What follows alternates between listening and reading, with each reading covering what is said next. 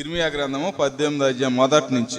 యెహోవా యొద్ద నుండి ఇర్మియాకు ప్రత్యక్షమైన వాక్కు, నీవు లేచి కుమ్మరింటికి పొమ్ము, అక్కడ నా మాటలు నీకు తెలియజేసేదాను. నేను కుమ్మరింటికి వెళ్ళగా వారు తన సారి మీద తన పని చేసి ఉన్నాను. కుమ్మరి జిగట మన్నుతో చేయిస్తున్న కొండ చేతిలో విడిపోగా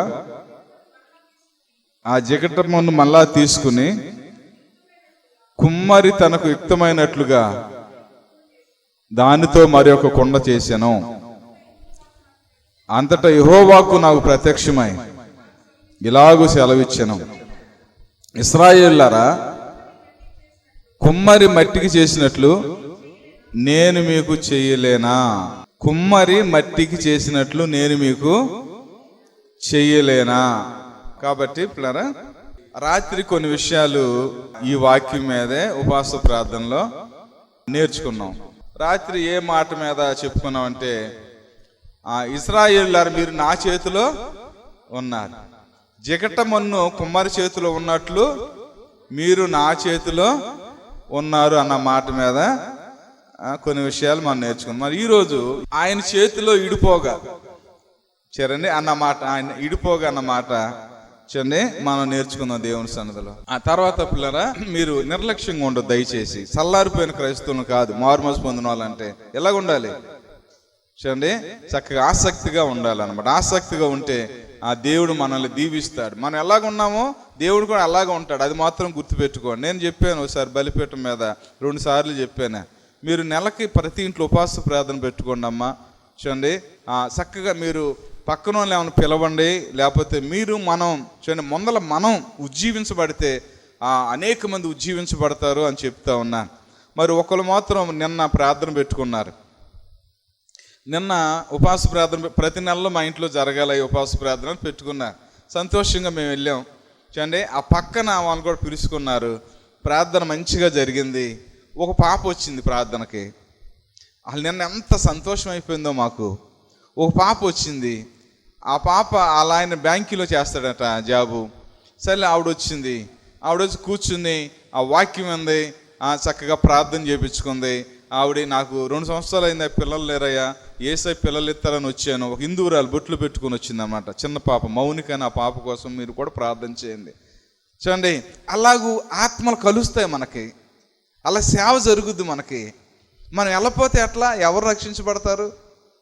మనం వెళ్ళాలి, మన ప్రార్థనలు పెట్టాలి. మనం మేలుపోయి మన కుటుంబంలో ప్రార్థన జరిగితే కొన్ని దురాత్మలు ఉండవు, సమాధానం ఉంటుంది, పోట్లాట్లు ఉండవు, ఆశీర్వాదం ఉంటుంది. కరిసేం అవసరం లేదు మనకి. సరండి ఆ కరిసేం అవసరం లేదు మనకి. చక్కగా సంతోషంగా మాకేంటంటే సేవ చేసే ఉన్న తృప్తి ఉంటుంది, మీకేంటంటే మా ఇంట్లో ప్రార్థన జరిగిన తృప్తి ఉంటుంది. సరండి అనేక ఆత్మలు రావద్దా? సరండి కొత్త ఆత్మలు రక్షించబడొద్దా? మనం ఉజ్జీవించబడొద్దా? మనం అట్లాగ ఉందామా? సరేనా అట్లాగ ఉండకూడదు దయచేసి. చూసారా, అన్నీ కూడా మీరు గమనించండి. చూడండి ఆసక్తిగా ఉండండి. ప్రతిరోజు బైబిల్స్ చదవండి. కొంతమంది ప్రతిరోజు బైబిల్స్ చదువుతున్నా ఆదివారమే దేవుడు గుర్తొస్తాడండి, కతిమ రోజులు గుర్తురాడు ఇక.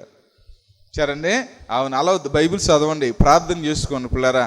వాక్యంలోకి వెళ్ళిపోయి చెప్పాను, వింటారు, వాక్యం వింటారు, అంతే, ఇంకేం ఉండదు. సరండి కొంతమంది విశ్వాసులు ఇది ఒకటి నేర్చుకున్నారంట, చూస్తే అమ్మో ఎంత జాగ్రత్తగా విన్నారు అనుకుంటారట, అసలు వినరంట. సరే ఇది ఒక టాలెంట్ అనమాట. సరే అలా కాదు, మీరు చక్కగా చెప్పేది వినండి, దేవుని పాదాలు పట్టుకోండి. రాకడ గురించి దేవుడు చెబుతాడంటే చూడండి మనందరం ఏం చేయాలని, రాకడ సిద్ధపడాలనే కదా. ఇర్మియా, నువ్వు కుమ్మరవాని ఇంటికి వెళ్ళు, నీతో నేను మాట్లాడతాను అన్నాడట. ఇర్మియా మీకు తెలుసు కదండి, చిన్నపిల్లోడే సేవకు వచ్చాడు. నేను రాను, నా వల్ల కాదన్నాడు, కానీ దేవుడు ఊరుకోలే. సర్లే చిన్న వయసులోనే దేవుడు దావీదుని ఎన్నుకున్నాడు, చిన్న పిల్లల్ని. సమూయేలు అయితే ఇంకా చిన్నపిల్లాడు. మోషే గారు అయితే చెప్పవసరం లేదు, 3 నెలల పిల్లోడే పాపం జంపెట్లు దేవుడు రక్షించుకున్నాడు. చూసారండి. సరే మొత్తానికి ఇర్మియా, నువ్వు ఆ కుమ్మరవాని ఇంటికి వెళ్ళు, అక్కడ నీతో నేను మాట్లాడతాను అన్నాడు. సర్లే దేవుడు మాట్లాడతాడు అనుకుని ఏం చేశాడు, ఈ బాలుడైన ఇర్మియా కుమ్మరవాని ఇంటికి వెళతా ఉన్నా. అంటే నేను అనుకుంటాను, చిన్నపిల్లోడు కదండి, ఆ సీపించి ప్రాక్టికల్గా ఇదిగో ఇలా జరుగుద్దని కళ్ళతో సీపించి అనుభవపూర్వకంగా తర్వాత వెళ్ళి సువార్త చెప్పడానికి అనుభవం నేర్పుతున్నాడేమో అనుకున్నాను నేను. తర్వాత మళ్ళీ నాకు హేజ్కేలు గుర్తొచ్చాడు. హేజ్కేలుకి పెద్ద ఆయనే కదా, ఎండిపోయిన ఎముకలు నడిపించి ఇప్పుడు సువార్త చెప్పమన్నారు కదా. చూడండి, మొత్తానికి అలా ఇప్పుడు సేవకులు కూడా కొన్ని అనుభవాలు నేర్పించి, కొన్ని కష్టాలు నేర్పించి, ఎందుకంటే బాగా మేము కష్టపడ్డాం అనుకోండి, విశ్వాసులు ఏమైనా కష్టంలో ఉన్నప్పుడు, అమ్మ ఒకప్పుడు మేము ఏడ్చాం కదా, అలాంటి కష్టమే కదా అమ్మ, ఏం పర్లేదని ఓదార్చడానికి ఏముంటుంది, మాకు అనుభవం ఉంటుంది. ఏ కష్టం లేదనుకోండి, పర్లేదమ్మా బాధపడ మాకు అంటాం. అదే కనుక మేము ఆ కష్టాన్ని అనిపించామనుకోండి, అప్పుడు ఎలా ఓదార్చుతాం? అమ్మ నేను కూడా ఏడ్చా, ఇర్మియా నువ్వు వెళ్ళి అక్కడికి వెళ్ళు, నువ్వు అనుభవపూర్వకంగా నీతో నేను మాట్లాడతానంటే ఇర్మియా లేచి స్లోగా ఎక్కడికి వెళ్ళాడమ్మా, అక్కడ కుమ్మరాయన ఒక ఆయన సారి పెట్టి దాన్ని పని చేస్తూ ఉన్నాడు. మీరు ఎప్పుడు చూసారా? చూడండి, ఆ కుండలు తయారు చేస్తాం చూసారా? పమ్మిదలు చేస్తారు, తర్వాత పిడతలు చేస్తారు, కూజాలు చేస్తారు, తర్వాత కుండలు చేస్తారు, రకరకాల పాత్రలు చేస్తూ ఉంటారు. ఆ సారిపై పెట్టి తిప్పుతారు, దాన్ని బాగా తిప్పిన తర్వాత అది ఒక షేప్ వస్తుంది, చూడటానికి చాలా అందంగా ఉంటుంది. కుమ్మరి పనిముట్లకి దేవునికి సంబంధం ఉంది, మట్టికి మనకి సంబంధం ఉంది. ఉందమ్మా? మనకి మట్టికి సంబంధం ఉందా? చూడండి, భూమిలో ఉన్న మిడలను అన్నీ కూడా మరి మనలో ఉంటాయట. కాబట్టి పిల్లరా, మనం ఇంకా కుమ్మరిని చూడాలంటే ఏదేని తోటలో మట్టి తీసి బొమ్మను చేసిన పరమ కుమ్మరి ఆయన. ఆ బొమ్మ మనమే, మనిషిని ఏదేని తోటలో తన స్వహస్తాలతో మనల్ని చేసాడు అనమాట దేవుడు. కుమ్మరి ఆయన, పరమ కుమ్మరి. సరే ఇరిమయ వెళ్ళి కూర్చున్నాడు. ఇరిమయ వెళ్ళాడు, ఈ పని చేస్తా అనుకున్నాడు. కుమ్మరి ఏదో కుండ కోసం దేనికోసం వచ్చి ఉంటాడులే అబ్బాయి అనుకున్నాడు. కూర్చున్నాడు. కూర్చుంటే పని జరుగుతుంది. పని జరుగుతుంటే మట్టి పెట్టాడు. మట్టి పెట్టి సారి మీద పెట్టాడు. తిప్పుతూ ఉన్నాడు. తిప్పుతూ ఉంటే కుండ షేపు వస్తూ ఉంది. ఆ కుండ షేపు బాగా వస్తూ ఉన్న సమయంలో ఈడిపోయింది. ఆ ఈడిపోయినప్పుడు మళ్ళీ ఏం చేశాడు? ఇర్మియా సూత్రాన్ని ఎలాగా, ఇర్మియా కూర్చుని సూత్రాన్ని ఎట్లా, ఇంకా దేవుడి మెసేజ్ రాలా ఆయనకి, దేవుడి దగ్గర నుంచి స్వరం రాలా. ఏం మాట్లాడతాడు? దేవుని సూతున్నాడు. చూడండి, ఇటు కళ్ళతో సూతున్నాడు, ఇటు చెవులు ఎవరి వైపు చూశాడు? దేవుని వైపు పెట్టాడు. చూడండి, ఏం మాట్లాడతాడో నాతో ఇప్పుడు అని చూస్తా ఉన్నాడు. సర్లే, ఈ కుమ్మరి ఆయన ఏం చేశాడంటే ఆ ఇడిపోయిన మట్టిని తీసి మళ్ళా చేతులతో బాగా దాన్ని కలిపి, చూడండి, దాంట్లో ఏమైనా గాజు పెంకులు ఉంటే, చిన్న చిన్న మొక్కలు ఉంటే తీసేసి మళ్ళా దాన్ని సరి చేసి మళ్ళా సారిపై రెండోసారి పెట్టి మళ్ళా కుండ షేపులో తీసుకొస్తున్న సమయంలో ఇర్మియా చూసావా అన్నాడు. చూశానయ్యా అన్నాడు. ఇప్పుడు వెళ్ళి ఇజ్రాయేలీల దగ్గరికి వెళ్ళి ఇజ్రాయేల్తో ఇలా చెప్పు. చూడండి, జిగట మన్ను చేస్తున్నప్పుడు ఇడిపోతే మళ్ళోసారి దాన్ని మళ్ళా కుండషేపు తీసుకొచ్చాడు కుమ్మరి. చూడండి, జిగట మన్ను కుమ్మరి చేతిలో ఉన్నట్లు ఇశ్రాయేలీలు వారలారా మీరు నా చేతిలో ఉన్నారని చెప్పు. వెళ్ళమన్నాడు. వెళ్ళిపోతాడు. ఇర్మియా లేచి వెళ్ళిపోతాడు. ఏంటబ్బాయ్ కుండ కావాలా అడిగారు. ఎవరు? కుమ్మరాయనో లేకపోతే వాళ్ళ భార్యనో లేకపోతే ఎవరో. లేదని వెళ్ళిపోతాడు. మరి ఎందుకు వచ్చావు? మళ్ళీ వచ్చి, కాదమ్మా దేవుడు వర్తమానం ఇస్తాను అన్నాడు, ఇక్కడికి మీ ఇంటికి రమ్మన్నాడు, నేను చూశాను, నాకు అర్థమైంది, దేవుడు మాట్లాడి వెళ్ళిపోతున్నాను. దేవుడు మాట్లాడా? మా ఇంట్లోకి వెళ్ళమన్నాడా? అబ్బా, నిజంగా ఆ కుటుంబం ఎంత సంతోషించి ఉంటుందో. సరండి, అవును. కాబట్టి పిల్లరా, ఆయన వెళ్ళిపోయి చెబుతా ఉన్నాడు. కాబట్టి ఆ పరమ కుమ్మరి ఇడిపోయిన మట్టిని తీసి, ఇది ఇడిపోయింది, ఇది పని చేయదని ఇసిరి పాడవేయలేదండి. ఇసిరి చూడండి, దాన్ని బయట ఇసిరేయలేదు. మళ్ళా తీసుకుని దాన్ని మళ్ళా కొంచెం ఓర్పుతో ఏం చేశాడండి ఆ కుమ్మరి మళ్ళా కుండని మళ్ళా చక్కని షేపు తీసుకొచ్చాడు. కుండని తయారు చేసాడు. పిల్లరా, అక్కడ ఆయనకు అర్థమైంది, అవును పిల్లరా, అవునండి, మన జీవితంలో కూడా పనికిరాడు అని పాడేస్తే, పనికిరాదు ఈ తల్లి అని పాడేస్తే ఏమండి మనం ఉపయోగపడతామా? పనికిరాని పాత్రనని పారవేయకుమా, పొంగి పరలో పాత్రగా నన్ను చేయుమా, సువార్తలోని పాత్రలన్నీ శ్రీ యేసున్ పగడుచుండా సువార్తలోని పాత్రలన్నీ శ్రీ యేసున్ పగడుచుండా గనుండు పాత్రగా చేసి సత్యముతో నింపుము తండ్రి. కుమ్మారి ఓ కుమ్మారి జగత్పతి దారి జిగాట మొన్నైనా నా వంక చల్లగా చూడుమయ్యా. జిగాట మొన్నైనా నా వంక చల్లగా చూడుమయ్యా. చూడండి, కాబట్టి పిల్లరా, పనికిరాని పాత్రని ఇసిరేస్తే దేవుడు ఏంటి మనకేమన్నా ఏమండి మనం పనికొస్తామండి?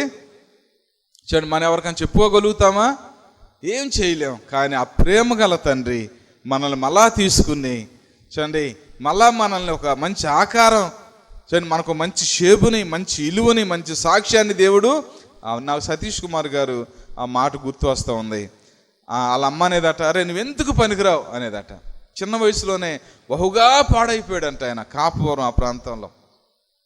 చూడండి, సినిమాలు చూడండి, సిగరెట్లు కాలుతాం, పేకాట ఆడతాం. చిన్న వయసులోనే అరే నువ్వెందుకు పని చేయవు, నువ్వెందుకు పని చేయవు, నువ్వెందుకు పని చేయవంటే జైపాల్ గారు ఆ ఊరు వెళ్ళారట సేవకి. జైపాల్ గారు వెళ్ళి చూడండి, మరి నిన్ను దేవుడు బలంగా వాడుకుంటాడు, నువ్వు దేవునికి పనికొస్తావంటే అదేంటి అమ్మేముంది, పనికిరామంది. దేవుని సేవకుడు ఏమంటున్నాడు, నువ్వే పనికొస్తావు అంటున్నాడు. ఏంటి ప్రభా, నేను పనికొస్తే నేను ప్రార్థన చేసి ఆమె నన్నే లోపల నా మనసు మారిపోవాలి ప్రభా అన్నాడట. మరి దేవుడు మరి ఆయన కోరుకున్నాడు చూడండి, ప్రార్థన చేసి అలా కళ్ళు తెరిచి చూసే లోపల ఏదో లోపల దేవుని ఆత్మ కార్యం జరిగింది. అతని కన్నీరు వస్తూ ఉంది, అతని మార్పు అతనిలోకి కాపాడు. నిజంగా చూడండి, అతని దేవుడు ఎంత పనికొచ్చే పాత్రగా వాడు. కొన్ని లక్షల మంది ఆయన ద్వారా ఎంత మేలు పొందుతున్నారండి.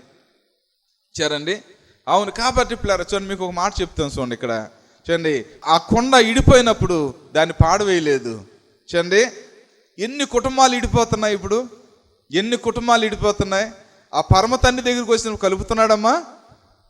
చూడండి, నా సేవ అనుభవంలో ఎన్నో కుటుంబాలు, ఇడిపోయిన కుటుంబాలు మేము వెళ్ళి మాట్లాడినప్పుడు ఆ దేవుడు ఆ కుటుంబాలను కట్టాడు.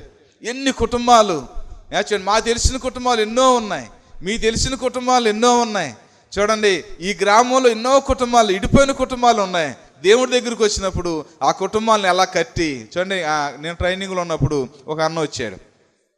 చూడండి, ఆయన చెప్పిన సాక్ష్యం ఏంటంటే, నేను ఒక ఊర్లో ఉన్నాను, నా భార్య ఒక ఊర్లో ఉంది, మా అబ్బాయి ఒక ఊర్లో ఉన్నాడు, మా అమ్మాయి ఒక ఊర్లో ఉంది, మా కుటుంబం ఏమైపోయింది, 4 ఊర్లో ఉన్నాం.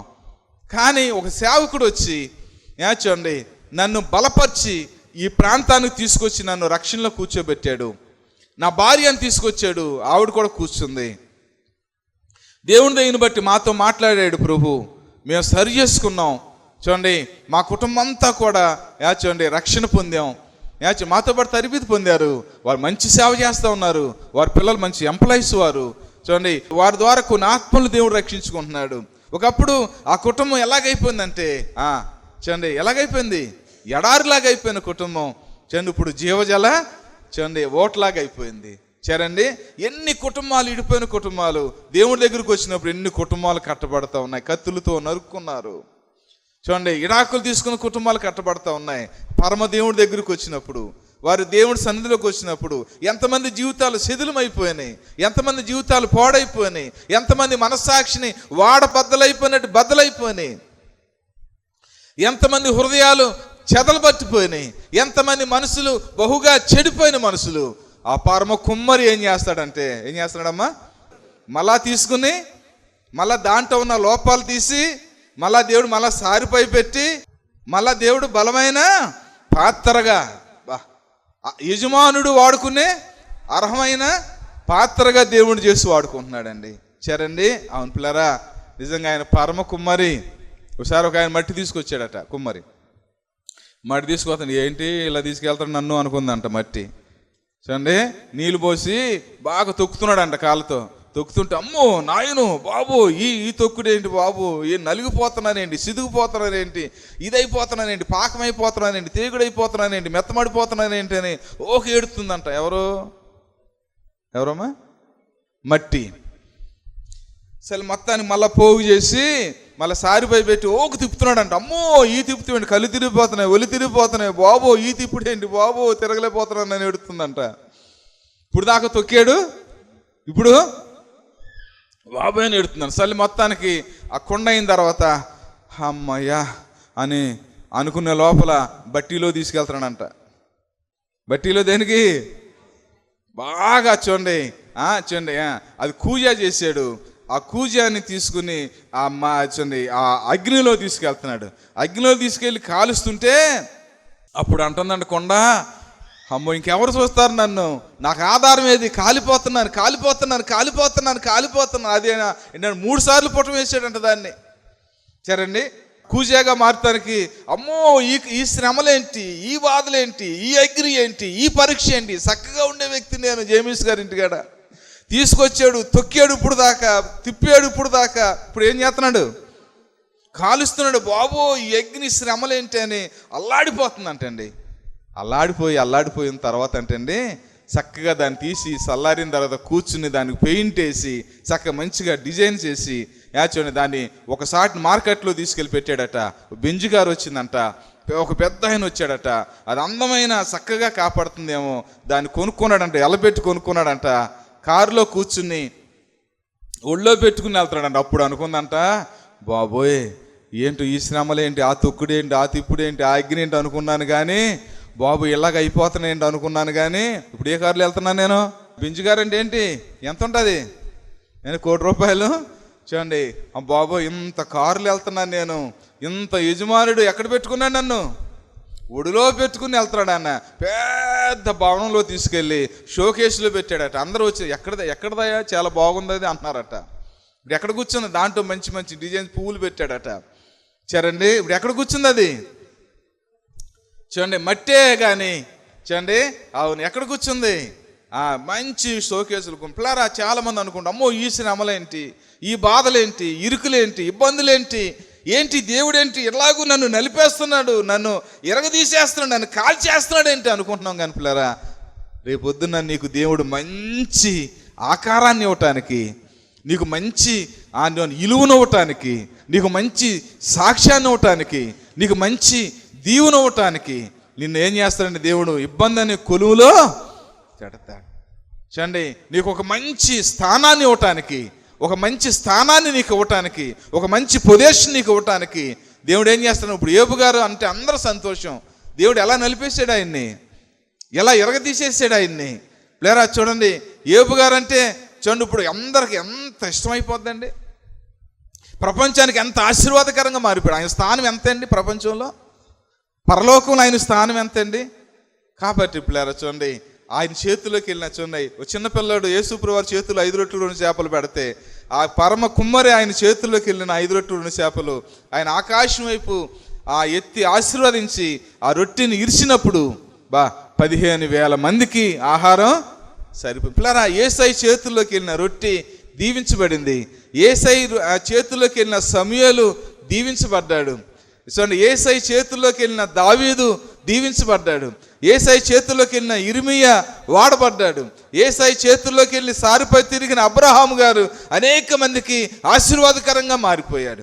చూడండి అవునండి, మన పనికిరాని పాత్రనని ఇసిరి పాడవేయలేదు. దేవుడు నిన్ను ప్రేమించి నీకు ఒక మంచి ఆకారం ఇవ్వటానికి, నిన్ను సారిపై తీసుకురావటానికి ఆయన చేతులు స్వహస్తాలతో నీకు ఒక మంచి రూపుని ఇవ్వటానికి దేవుడు ఆశపడతా ఉన్నాడు. లేరా చాలామంది చూడండి రావాలి, చేతుల్లోకి రావాలి.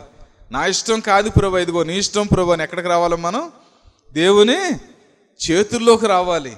దేవుని చేతుల్లోకి వచ్చినప్పుడు ఆయన నిన్ను భలే చక్కని ఒక మంచి అబ్రహం గారు లాగా, ఏబు గారు లాగా, ఇస్సాకు వలె, దానియేలు వలె, అపోస్తలుడైన పౌలు గారు లాగా, ఒక ఎస్తేరు వలె, ఒక అన్నా లాంటి ప్రార్థన దేవుడు నీకు ఇవ్వగలుగుతాడు.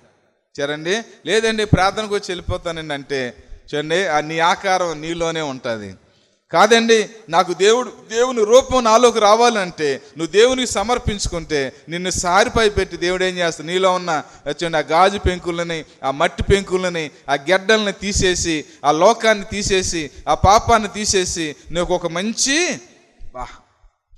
నిజంగా దేవుడు ఎంతమంది దేవుని దగ్గరికి రాగానే ఎంతమంది దీనులుగా మారిపోతాం చూసాం, ఎంతమంది తాగుమోతులు చూడండి పిల్లరా యథార్థమంతులుగా మారిపోతాం చూసాం, ఎంతమంది అనారోగ్యంగా ఉన్నవారు దేవుని చేతిలో రాగానే ఎంత మంచి దీర్ఘాయుష్మంతులుగా మనం చూసాం.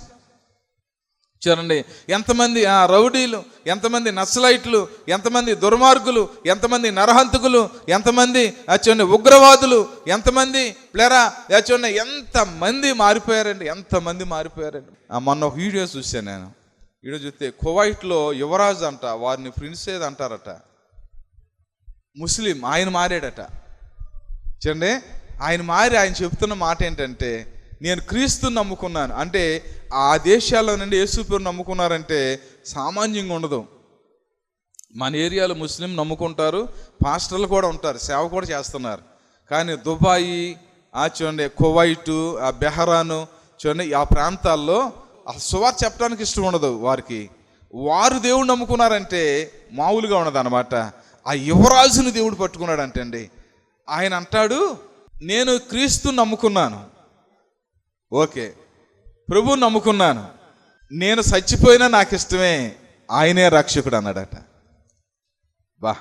ఏమన్నాడు తర్వాత, నేను పరిపాలన చేయపోయిన రాజు కుమారుడిగా ఉండటానికి నన్ను అందరూ కూడా ఎలివేసినా నాకు ఇష్టమే. రాజకుమారుడిగా ఉండటానికి నాకు అర్హత లేకపోయినా కోల్పోయినా నాకు ఇష్టమే. ఒకవేళ మీరందరూ కలిపి ఏంటి ఆ మాతంలోకి వెళ్తాం ఏంటని నన్ను చంపేసినా సరే నాకు ఇష్టమే, ఆయనే రక్షకుడు, ఆయన కోసం నా ప్రాణాన్ని పెడతాను అన్నాడట. సరేండి, అవును. అది మరి మీకు ఏమైనా గుర్తొచ్చారా మీ సమయంలో? సరే, ఐగుప్తి ధనమ కన్నా క్రీస్తు విషయమైన నింద గొప్ప భాగ్యం అని ఎంచుకున్నాడట. అల్పకాల పాపభోగములు అనిపించుట కన్నా దేవుని బిడ్డలతో శ్రమ పడతాం మంచిదని, మేలని యోచించాడంట. అంతే పరో కుమారుడిగా ఉండటానికి అతను ఒప్పుకోలేదంట. కలగబో బహుమానం కోసమైనా దుష్టించాడంటే అండి. చూడండి మోషే గారు. కాబట్టి పిల్లలు చూడండి ఎంత మంచి ఆకారం తీసుకొస్తున్నారు మనుషుల్ని, ఎంతమంది మనుషులు మారిపోతున్నారు, ఎంతమంది చూడండి పరమ కుమ్మరి ఆయన చేతుల్లోకి వెళ్ళినప్పుడు చూడండి నేను ఎంత ఆశీర్వాదకరంగా, నేనెంత దీనులుగా, నేనెంత ప్రార్థనా పరులుగా, నేనెంత యోగ్యులుగా, నీకు ఎంత మంచి స్థానం. ఏమండి, దేవుడు లేకపోతే నాకు ఈ స్థానం లేదండి, దేవుడు లేకపోతే నాకు ఈ స్థానం లేదు. చూడండి నేను ఎప్పుడో చనిపోయాను, ఫిట్స్ వ్యాధి నాకు, ఎప్పుడో చనిపోయే వ్యక్తిని నేను. పొలం పనులు చేసుకునే, కూలి పని చేసుకునేవాడిని నేను. చూడండి ఆ దేవుడి దగ్గరికి వచ్చిన తర్వాత చూడండి దేవుడు నన్ను స్వస్థపరిచాడు. స్వస్థపరితమే కాదు చూడండి, నా రూపురేఖలు అన్నీ కూడా మారిపోయినాయి. నేను చాలా వికారంగా ఉండేవాడిని. చూడండి అసలు నాలో ఏ మంచి లేదని, ఒక్క మంచి కూడా లేదు నాలో. దేవుడు నన్ను కొంతమందికి ఉపయోగపడి ఒక పాత్రగా ఇలా చేసుకున్నాడంటే అది ఎవరి కృప? అది ఆ దేవుని కృప అది. కాబట్టి పిల్లరా చూడండి ఆయన పరమ కుమ్మరి. ఏ దేవుడమైనా పరమ కుమ్మరి. చూడండి ఆయన పనికిరాని పాత్ర అని విసిరేయలేదు మనల్ని. మన మంచి వాళ్ళం కాబట్టి ఆయన మనల్ని ప్రేమించలేదు. మనం మొదట ఆయన ప్రేమించామని కాబట్టి మనల్ని ప్రేమించలేదు.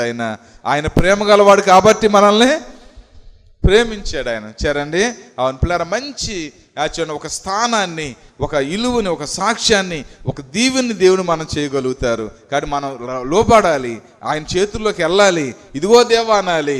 తర్వాత ఇక్కడ మనం బాగా ఆలోచించి 18:20 గ్రంథంలో ఆ కొండ ఇడిపోగా తనకి యుక్తమైనట్టు చేశాను అని ఉంటుంది అక్కడ. ఎలా చేశారమ్మా? మరి ఆ కొండ ఇదిగో సార్, మరి కొండ కాదు కానీ అందరూ వచ్చి తాగుతారు, ఒక పమ్మిదిలాగా చేయవా, ఆ చక్క ఎలుగవచ్చు అని ఆ మట్టి చెప్పదంటండి. ఎప్పుడు కూడా మట్టి చెప్పుద్దమ్మా. లేకపోతే నన్ను కూజాగా చేయవా, అందంగా ఉంటాను అని మట్టి చెప్పదట. ఎవరు చెప్తారు మట్టికి? కుమ్మరియే. చూడండి తనకి ఇష్టం వచ్చినట్టుగా చేస్తాడు ఆ జిగటగల మట్టిని, ఆ మన్నిని. సరండి అలాగే పిల్లరా చూడండి నీకు ఇష్టం వచ్చినట్టు దేవుడు చేయడు. అదే మనకి దేవుడికి తేడా.